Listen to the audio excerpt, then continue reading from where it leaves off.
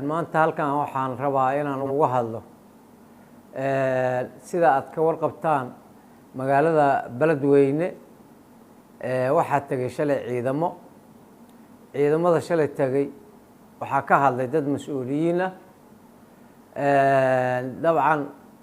fahamku bini'aadanka isku mid ma aha arrintaasaan rabaa inaan ka hadlo walaalihii mas'uuliyiinta ahaa ee hadlina aan haddii aan karaayo aan ugu aqli celiyo waxyaabaha iyo baahida ka jirta gobolkaas iyo gaar ahaan magaalada Beledweyne sida walaalayaal aad la socotiin magaalada Beledweyne waa magaalo madaxdii gobolka Hiiraan waan ogahay inuu kacdoon iyo muxuu ahaay tabasho ay jirto waan ogahay in muxuu ahaay amni xumo oo muxuu ahaay cadowgii ay soo kubaareeyeen ay ka jirto laakiin haddana mas'uuliyiinta shalay ka hadlay runtii ma dhihi karo si waaqici ah oo mas'uuliyad ay ku jirta ayay uga hadleen sababtoo ah ayadoo intaasoo dhan ay ka jirto gobolkii inay doorasho ka dhacdo 25 xildhibaan doorashadooda inay ka dhacdo aan rabno shabaab magaalada ay soo kubaareeyeen madaxweyne ku-xigeenkii Hiirshabeelle oo mas'uulkii gobolka Hiiraan markii la yiraahdo gobolka Hiiraan ninkii ugu sareeyay ahaa ciidamo as codsaday oo leeyahay ciidan taakulaha nala siiyo si magaalada iyo hareeraheeda loo aslaaxiyo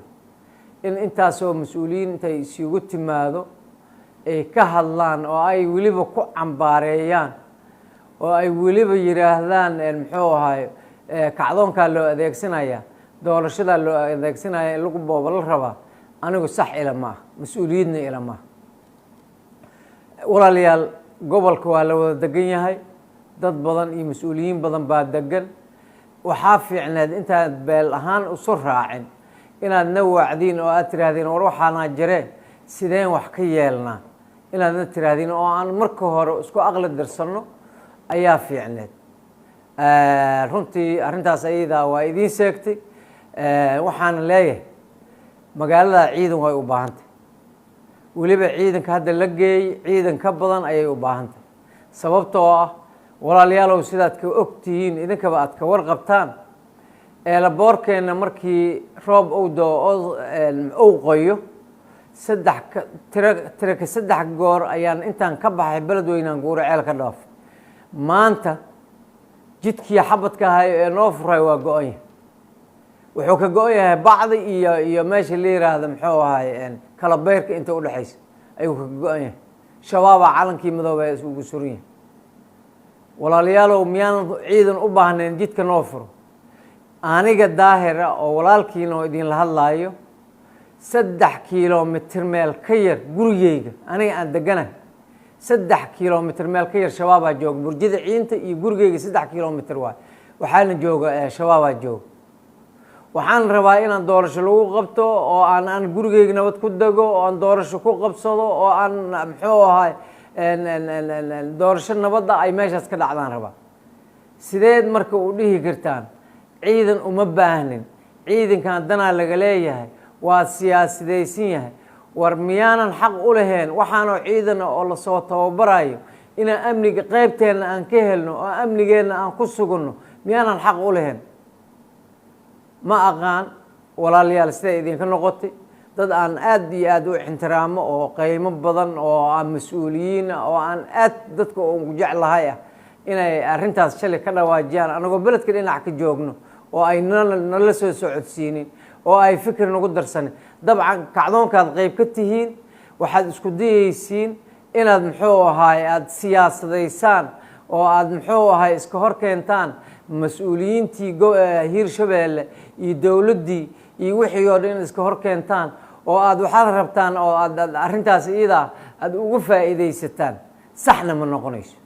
gobolka waa wada degannahay walaalaanahay annaga loox meel taagan mani dad deegaan idinla wadaago walaalo ah idin jecel ixtiraam iyo sharaf idin haaya ayaan nahay walaalayaalow aan kala xishoonno, aan isqadarinno, aan isxushmayno. inta hiiraan ay u baahan tahay waa xushmad iyo qadarin qofba qofka kale inas u hayo, in qofka kale uu qadarin u hayo. kacdoonka waa garaawsanahay inuu jiraan ogahay. waxa aan leeyahay waxaa weeye wax la inkiri kara maaha, kacdoona ka jira. kacdoonkaas in wada hadal iyo wada xaajood iyo wada isfaham lagu dhammeeyo ayaan soo dhaweynaynaa. kacdoonka jira hogaamiyuhiisii waa la marti qaaday, intaa la keenay. dowladda federaalka iyo asaga waa wada hadlayay, asaga iyo dowladda Hiirshabeelle waa wada hadlayaan. waxa aan jeclahay waxaa weeye tabasho beel hadday jirtana in la xalliyo, tabasho guud oo reer hiiraan hadday jirtana la xalliyo. waayo waxa aan soo dhaweynayo. laakiin ciidan uma baahnin oo kaalim ciidanka guutada shanaad ee 1500 ahoo joogo iyo ciidanka muxuu ahaay hadda shalay la geeyey maxaa darajo oo isdheer yihiin. malaha anaanba ogeena waa qabsaneen oo 1500 joogto ayaa maqaawamada iyo ka mid ka ahayd muxuu ahaay dad oo aan lagu kalsoonaan kara ahayn oo aniga xash iigu jiri miya maya saas maaha. ciidankeena 1500 ayay taakulo u yihiin ciidanka shalay tagay iyo kan imaan doonaba. ha kala saarinaha ciidankeena, ha kala qoqobinaha ciidankeena, hana kala geynaha siyaasad hana u kala geynaha. tabashada aad qabto ha waafajinin horumarka reer hiiraan. haddaad tabasho qabto oo adiga aad isleedahay kursi kaaga oo meesha yeela aad diidan tahay Hiirshabeelle 25 kursi in lagu qabto haddaad diidan tahay, aniga waxaan taageersanahay 25 kursi in lagu qabto Hiirshabeelle, in amniga la sugo. Hiirshabeelle lagu qabto hiiraan lagu qabto 25 kursi, magaalada beledweyne lagu qabto, si basareexa loogu qabto, si cadaalad loogu qabto ayaan taageersanahay. bilaahi calayk idinkuma dheeraanayo mas-uuliyiinteedii aad tihiin. waxaan rabaa si gaar ah inaan ula dardaarmo wasiirka arrimaha gudaha oo ah wasiirka reer hiiraan. ma aha wasiir beeleed, waa wasiir reer hiiraan. walaalow gacaliya meesha shalay aad fadhiisatay ee aniga aan ka maqnaay waxaa weeye aad isku qortay wasiir beeleed inaad tahay. ka soo noqo. weliba waad hanjabto waxaad tihi dowladda federaal xukuumadda ayaan waxaan geynayaa arrintaas waraqado ka soo saaraysa. fadlan xukuumadda ciidanka la geeyey dhuusamareeb iyo ciidanka la geeyey guuraceel iyo kan garbahaarey la geeyey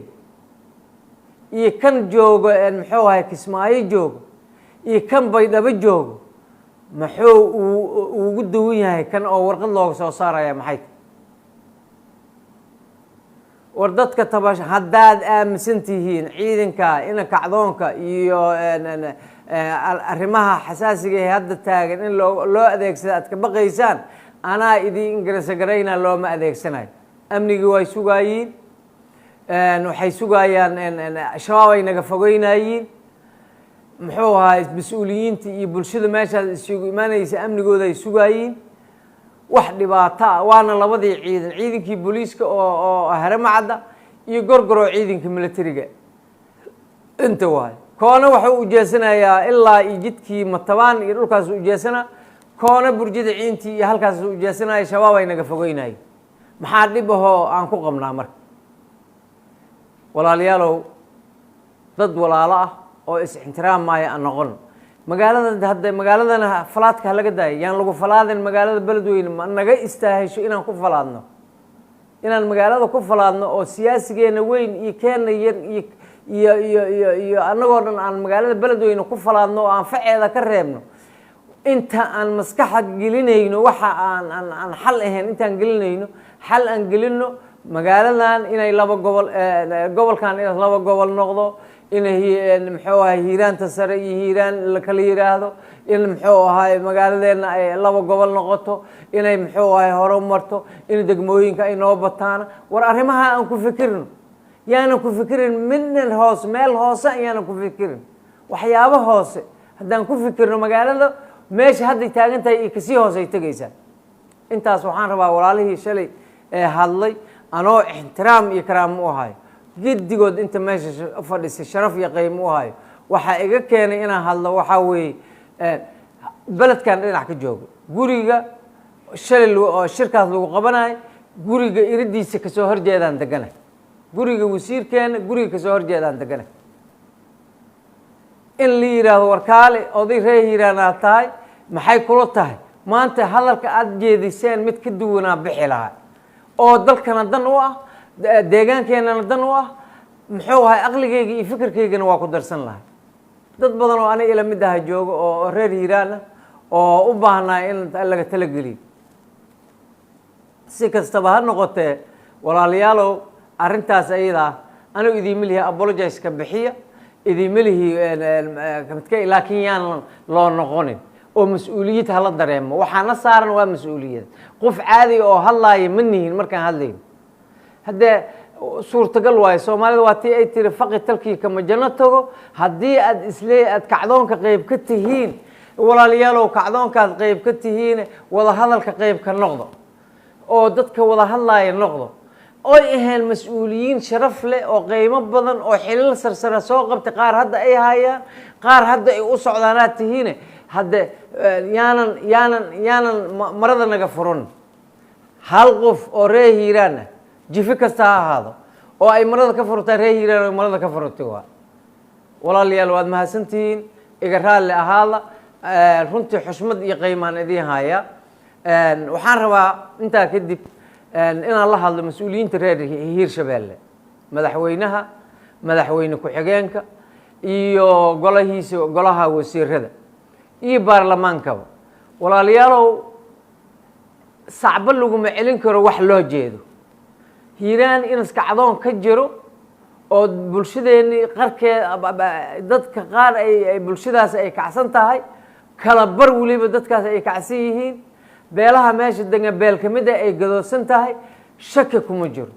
in sanad iyo ka badan ay gadoodsan yihiin shaki kuma jiro waa in wada hadal lala galaa